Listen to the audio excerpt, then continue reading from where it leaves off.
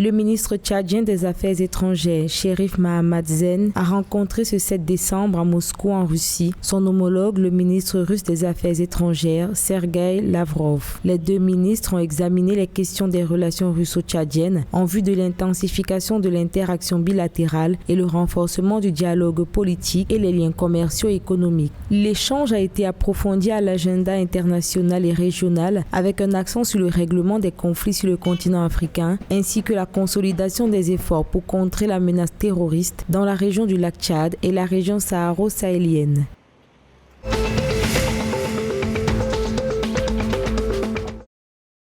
Selon la presse américaine, la Chine projette d'installer une base militaire en Guinée équatoriale. La base pourrait être construite dans la ville de Bata, qui possède déjà un port commercial en eau profonde construit par la Chine. La Chine et la Guinée équatoriale n'ont pas encore commenté cette information, mais le ministre chinois des Affaires étrangères, Wang Yi, s'est entretenu avec son homologue équato-guinéen Siméon Oyono Essono Angui à Dakar au Sénégal à la fin du mois de novembre 2021. Aussi, la Chine, qui a fait d'importants investissements en Afrique, prévoit de lutter contre la piraterie dans la région.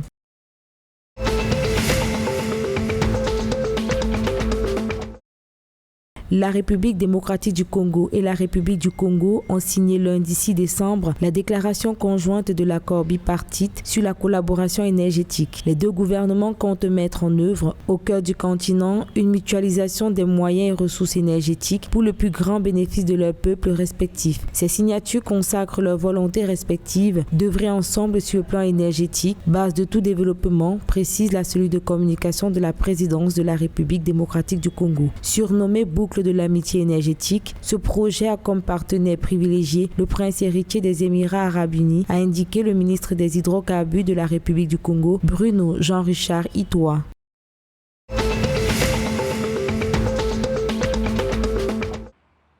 Au Gabon, le ministère de l'Éducation nationale a annoncé lundi 6 décembre une série de sanctions visant les enseignants grévistes, dont une mesure de radiation pour ceux ayant totalisé au moins 3 mois d'absence dans les salles de classe. La grève lancée par la Convention nationale des syndicats du secteur éducation et le syndicat de l'éducation nationale est en cours depuis le 27 septembre 2021. Les enseignants réclament un arrêté mettant en place un guichet unique pour la régularisation des situations administratives bloquées depuis 7 ans et un autre pour organiser des concours internes. Il réclame aussi la démission de Théodore Kumba, secrétaire général du ministère de l'Éducation nationale, qui a ordonné récemment la mise sous bon de caisse des salaires des enseignants grévistes. Pour compenser les radiations, le gouvernement annonce également une campagne de recrutement direct d'enseignants dans tous les prochains jours.